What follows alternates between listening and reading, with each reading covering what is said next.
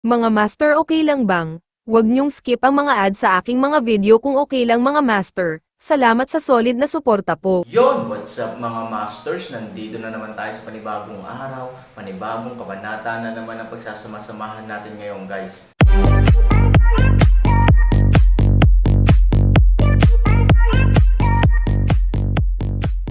Bali mga masters, kung bago ka pa lang po sa aking YouTube channel, please click the subscribe button, lalong-lalo na po yung notification bell guys, para maging connected pa rin tayo sa isa't isa at maging updated kayo sa mga susunod ko pang video. Bali mga masters, bago natin umpisahan ng kwento ay mag-shoutout po muna tayo para sa mga solid nating tagapakinig. Shoutout kay Juancho Arnaldo at shoutout kay Rapi Jan. Yun na nga mga masters, no? Bali hindi na ito patagalin. In 3, 2, 1, let's go! Ano ang paraan ng pambubugbog ng aso? Sabi ng matanda, kahit na si Han Sanchen ay may 20,000 kabalyerya, ngunit ang 20,000 kabalyerya ay talagang hindi isang malaking banta sa amin. Dahil walang intensyon si Han Sanchen na tumakbo, isuko na lang natin ang depensa ng buo at ibaling ang lahat ng mga sundalo sa pag-atake. Ang mga reserbang sundalo na nagpahinga kahapon ay pinalitan ang mga sundalo na umaksyon sa frontline. Habang naglulunsad ng matinding pag-atake, hayaan ang ibang mga tropa na kunin ang Yetian City mula sa iba pang tatlong panig. May mga trenches si Han Sanchen sa isang pader, kaya imposibleng magkaroon ng trenches sa kabilang tatlong panig, di ba? Kahit na mayroon, talagang imposible para sa kanya na magkaroon ng 3 araw ng masasamang matako upang tulungan siyang kumain ng walang katapusang, tama. At, kahit na mayroon siyang 3 tautay, imposible para sa kanya na magkaroon ng 20,000 kabalyerya upang tulungan siya, tama ba? Sa ganitong paraan, sa sandaling ibagsak natin ang Yetian City, magagawa nating bumuo ng isang pagkubkob at isara ang pinto upang talunin ang aso. Bagamat ang pamamaraan ay mas direkta at mas simple, naniniwala ang espesyal na sugo na ang estilo ng paglalaro na ito ay sapat na para labanan ni Han Sanchen. Bahagyang ngumiti ang matanda, kung tutuusin, ikaw ang aking espesyal na sugo. Hindi kita nabasa ng mali. Gayunpaman, naniniwala ako na ang iba pang 3 panig ay hindi madaling salakayin. Hindi ko alam kung anong mga kakaibang porma sayon ang itatayo ni Han Sanchen. Maaari mong pangunahan ang mga tropa sa pag-atake. Kinuha ng espesyal na sugo ang utos, bibilanggan ng subordinate na ito ang bilang ng mga tao. Tandaan, maaari kang umatake ng mabangis, hindi ng walang ingat. Kung ang sitwasyon ay hindi tama, huwag kumilos ng mayabang, umatras ka lang kaagad. Hindi tayo dapat masyadong nagmamadali sa pagkubkob kay Han Sanchen. Ang ilang mga bagay ay tila simple, ngunit sila ay komplikado, at ang ilang mga bagay ay tila komplikado, ngunit sila ay simple. Kinuha muli ng espesyal na sugo ang utos, naiintindihan ng subordinate na ito. Pagkaalis ng espesyal na sugo, tumayo na rin ang matanda sa kanyang kinauupuan. Han Sanchen, bagamat hindi masyadong matalino ang galaw ng aking subordinate, ngunit gusto kong makita kung anong mga baraha ang gusto mong laruin. Pagkahulog ng mga salita ay tumayo na rin siya at lumabas ng tent. Ilang sandali pa, tumunog ang battalion charge horn. Sa pagsikat ng araw, isang bagong round ng opens iba ang opisyal na inilunsad. Pinamunuan ng espesyal na sugo ang 3 general, mula sa Timog, Hilaga, at kanluran ng Yetian City, na hinati sa 3 hukbo, bawat isa ay umabot sa 30,000, at sama-samang sinalakay ang mga ito. Kasabay nito, sa silangang bahagi ng Yetian City, ang mga tropa doon ay naglunsad din ng mas mabangis na opens iba matapos magpalat ng grupo ng mga tao. Sa labas ng pribadong silid, si Scar ay nakatayo doon na pagod na pagod. Matagal na siyang kumakatok sa pinto, ngunit hindi gumawa ng anumang tunog si Han Sanchen. Gusto niyang piliting pumasok, ngunit ayaw siyang pasukin ng mga gwardya sa pintuan ng pribadong silid. Sinabi nila na may utos si Han Sanchen, at walang ibang makapasok maliban kung siya mismo ang pumayag. Sa puntong ito, kahit si Luo Jin na nag-utos ay hindi magawang buksan ng pinto ang kanyang mga nasasakupan. Kahit na ang aming mga kabalyerya ay maaaring makayanan ang mabangis na pag-atake mula sa silangan, wala kaming sino man sa iba pang 3 panig. Mayroong 30,000 troops na nagmumula sa bawat isa sa 3 panig. Kapag pinayagan natin silang makalusot ng matagumpay, sasalakayin tayo mula sa harap at likuran.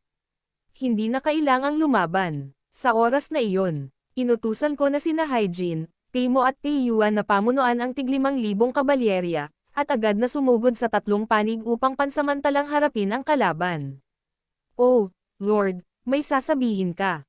Kahit anong sigaw ni Scar, walang narinig si Han Sanchen sa loob. Akala pa ng mga hindi nakakaalam ay umiinom siya at naglalasing sa loob. Lord Luo, bakit hindi mo nalang hayaang may magbukas ng pinto? Walang magawang sabi ni Daoskar. Bagamat may sabik na mukha din si Luo Jin, medyo ayaw niya, gayunpaman, hiniling sa akin ni Daxia Han na, para matiyak na walang mangiistorbo sa akin sa pribadong silid. Nako, ngayon mo lang din sinabi na buong gabi kang nakainom ng leader ko kagabi. Baka natarante siya at may sinabing casual. Alam mo rin naman na kapag umiinom ka, paano ka makakaasa sa sasabihin mo? Kung iisipin, parang makatwiran ang sinabi ni Scar, ngunit kapag lasing na ang lalaking ito, parang hindi niya kayang seryosohin ang anumang bagay. At kapag tinulungan ako ng iba, tiyak na sisigaw ako na hindi ako lasing, at maaari pa rin akong uminom ng mga masasamang salita, at pagkatapos ay makipagugnay sa. Bagay na iyon ay hindi na mahalaga kay Jin Media. Binantayan ang gate, pumunta kayong lahat, hindi kayo kailangan dito. Ang mga nasasakupan ay walang alinlangan sa isang maliit na problema sa isang banda. Ang master ay nagutos na huwag payagan ang sinuman na makapasok, at sa kabilang banda, siya ay biglang nagbago ng kanyang isip ng sarilinan. Sabi ko, walang dapat mang istorbo. Sa isang salita, hindi lamang ito nagpapasaya sa ilang tao, ngunit nagpapahirap din sa maraming tao. Siyempre, natuwa si Han Sanchen na nagkaroon siya ng reaksyon, ngunit nabigo rin siya. Ano ang pagkakaiba sa pagitan ng reaksyong ito at walang reaksyon? Niyanig ni Daoskar ang kanyang puso at sinabing, Pinuno, ang gulo ngayon sa labas, dapat kang magmadali at lumabas at magkaroon ng ideya. Narinig ko ang sinabi mo sa labas ngayon lang. Gayunpaman, Scar, ikaw rin ang presidente ng isa sa aking mga legion kung tutuusin. Sinabi ko na sa iyo noon na dapat mong hawakan ang maliliit na bagay ng mag-isa, at magulat lamang ng mga kagyat na bagay sa akin. Panipi, so, itong maliliit na problema, ikaw mismo ang makakaharap sa kanila. Pangasiwaan ito sa iyong sarili. Ang unang reaksyon ni Scar nang marinig niya ang mga salitang ito ay napatulala siya. Pagkatapos ng lahat, ang kaaway ay naglunsad ng malawakang pangkalahatang pag-atake. Malaking bagay ito. Ang anumang pagkakamali sa anumang lugar ay maaaring maging sanhi ng pagkawala ng lahat sa kanila, na wala sa itaas. Kaya, maaari bang pangasiwaan ang sari-saring enerhiyang ito ng mag-isa? Gayunpaman, pagkatapos pag-isipan ito, halos masaya si Scar, kahit papaano, ito ay isang pagpapahayag ng tiwala ni Han Sanchen sa kanya. Ngunit pinuno, ang bagay na ito ay palaging isang malaking bagay. Ako, wala akong sapat na karanasan, nag-aalala ako. Mahinang ngumiti si Han Sanchen, ang mga tao ay palaging kailangang magkaroon ng unang pagkakataon. Kung nag-aalala ka tungkol sa iyong kakulangan ng karanasan sa bawat pagkakataon, kung gayon ay malinaw naman, palagi kang magiging unang pagkakataon sa bawat pagkakataon. Sige at subukan mo. Huwag mapilit, at huwag matakot na magkamali. Ang mga tao ay palaging nangangailangan ng mga pag-urong at kabiguan upang lumago. Dahil ipinagkatiwala ko sa iyo ang Polar Bear Army na magutos, natural, gagawin ko ng mabuti. Maghahanda kang magkamali. Bagamat napag-usapan na ni Han Sanchen ang puntong ito, si Scar, na walang kultura, ay hindi pa rin matatag. Pero ang Panginoon, wala man lang siyang karanasan sa pakikipaglaban, lalo na ang ganitong uri ng malawakang digmaan, at wala siyang kultura, kaya, syempre napaka-unconfident. Alam na alam niya mismo na si Hyjin ay mas may karanasan kaysa sa kanyang sarili sa mga bagay na tulad ng pamunuan ng digmaan, at ang tanging magagawa niya ay ang manguna sa pamumuno at magpakita ng magandang halimbawa. Sige, kung hindi ka sigurado sa isang bagay, maaari mong talakayin ito kay Hyjin Shang. Palibhasa'y ganap na hinarang ni Han Sanchen, gaano man siya kalungkot at pagka-guilty, si Daoskar ay walang pagpipilian kundi ang magnganga ang kanyang mga ngipin at tumalikod at umalis. Pagkatapos ng lahat, ang isang error sa command ay kakilakilabot, ngunit ito ay mas kaila-hilakbot na antalahin ang isang manlalaban. Dumating na sa puntong ito, wala na siyang pagpipilian, bumalik at magutos, baka ang patay na kabayo ay maituturing na buhay na doktor ng kabayo. Nang makitang umalis ang peklat, nakita din ito ni Luo Jin saglit at balisa. Ngunit wala siyang ibang mapagpipilian, napabuntong hininga na lamang siya, hinayaan ang kanyang mga nasasakupan na patuloy na magbabantay, tumayo at umalis. Sa pribadong silid, si Han Sanchen ay hindi abala sa anumang bagay, sa kabaligtaran, siya ay napaka-leisure sa sandaling ito. Isang tasa ng tsaa ang tinimpla doon, at dahan-dahan itong ininom ni Han Sanchen. Siyempre alam na alam niya ang sitwasyon sa labas, pero napakalinaw din niya na sa ganitong sitwasyon, hindi siya pwedeng magmadaling kumilos. Kung mas sabik ang isang tao na maglaro ng kanilang mga baraha, mas madali para sa iba na makita ang kanilang mga baraha. Attack me from all sides, the most common tactic. I really don't believe you will do this. Presumably, you are like me, afraid of being seen through your moves, so just find someone else to arrange tactics first.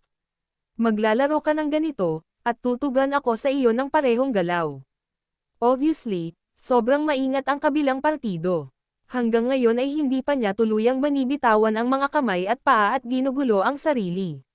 Sa halip, ginamit niya ang patuloy na panliligalig o nagkukunwaring pag-atake upang malaman ang kanyang tunay na intensyon.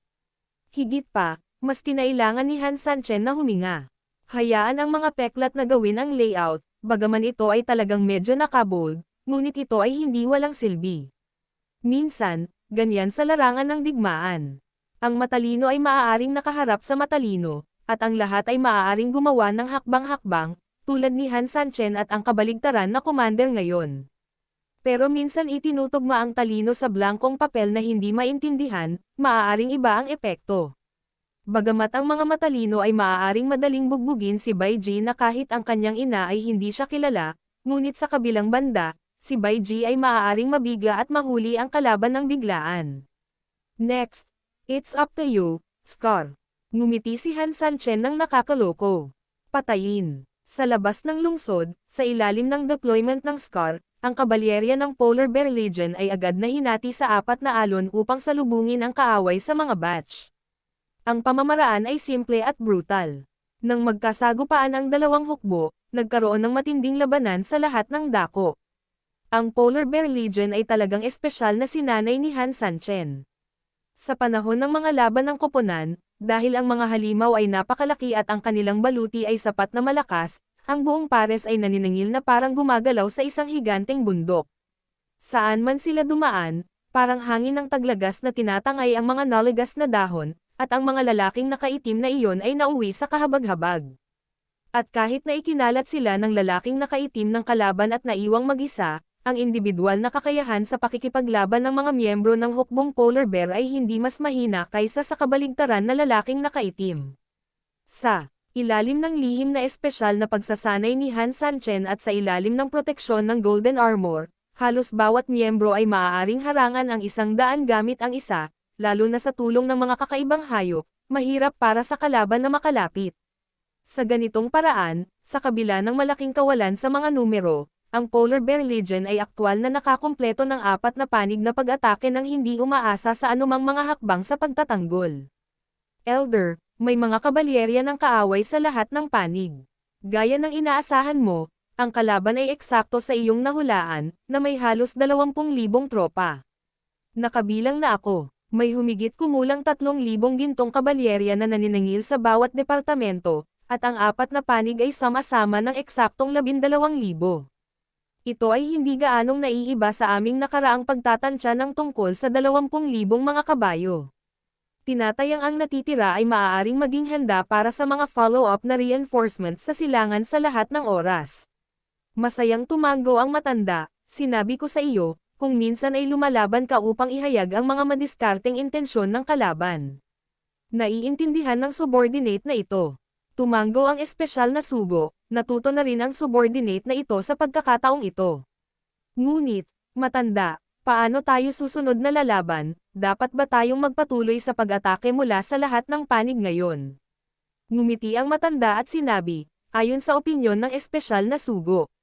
Dahil ang mga kabalyero ng kalaban ay nagkalat na at kami ay karaniwang nakabisado ang numero, natural, dapat tayong umatake hanggat maaari mula sa harapan, upang ang natitirang 8,000 kabalyerya ay makapaghintay na lamang ng mga reinforcement dito. Kasabay nito, ang iba pang 3 departamento ay nagpadala ng karagdagang lakas tao upang masira ang pag-atake ng sniper ng mga kabalyerya at subukang makamit ang isang estado ng pagkubkob. Sinabi ng matanda, dahil ang espesyal na sugo ay gustong gawin ito, kung gayon ay gawin natin ito. Nagulat ang espesyal na sugo, Elder, mayroon ka bang espesyal na tagubilin? Sa huling pagsusuri ng labanang ito, ang pinunong commander ay palaging isang matanda. Napatayo siya sa oras na ito, kahit anong tingin mo rito, may nararamdamang pagmamataas dito. Sa makatuwid, kahit nahilingin sa kanya ng matanda na magpasya ang lahat, maaari lamang niyang kagatin ang bala at muling kumpirmahin. Wala akong instructions, everything, fight according to your ideas. You just need to tell me about your deployment after you make arrangements and take action, para maintindihan ko ang kasalukuyang sitwasyon sa battlefield. Tama na, tumawa ang elder. Kinuha ng espesyal na sugo ang utos, alam na ng subordinate na ito, at ang subordinate na ito ay sumunod sa kanya. Ang espesyal na sugo ay umalis nang nagmamadaling tumunog ang isang espesyal na busina. Sa kampo, ang mga ito ay pantay na mabangis muling mabuhay at pagalingin ang kanilang mga sugat, halos desperado na silang lumaban. Ang ganitong uri ng pagkonsumo ay napakataas na, at ang Polar Bear Cavalry Corps ay naubos kaagad. Commander, pagod na ang mga sundalo sa 3 panig. Bagamat lahat sila ay nagngangalit ang kanilang mga ngipin at nagpupursage, halatang bumagal ang kanilang mga kilos. Ang mga kalaban ay napakalaki sa bilang at maliksi. Pagkatapos naming magdahan-dahan, ito ay napakasama. Ang orihinal na malaking tangkad ay isang kalamangan, ngunit sa sandaling sila ay bumagal at nawala ang kanilang epekto, ito rin ang kanilang kawalan. Parang leon laban sa hyena. Kapag sapat na ang lakas ng lalaking leon, maiiwasan lamang ito ng grupo ng hyena, ngunit kapag ang lalaking leon ay nagkasakit o napagod, ang kanyang malaking katawan ay mahirap siyang tingnan, at sa huli ay mapapaligiran lamang siya ng grupo ng hyena hanggang sa mamatay. Ang kasalukuyang Polar Bear Legion ay ang pagod na leon na iyon. Commander, ano ang dapat nating gawin ngayon? Napakadelikado na ng 3 partido, udyok ng nasasakupan. Yun na nga mga masters, no? Bali panibagong kabanata na naman yung natapos natin ngayong gabi. Muli, maraming salamat po talaga sa walang sawang suporta po sa aking YouTube channel na talagang inaabangan nyo po ang bawat upload ko po. Bali mga masters, magkita-kita ulit po tayo bukas ng gabi at ngayon po ay magpapaalam po muna tayo. Bali mga masters, bye-bye!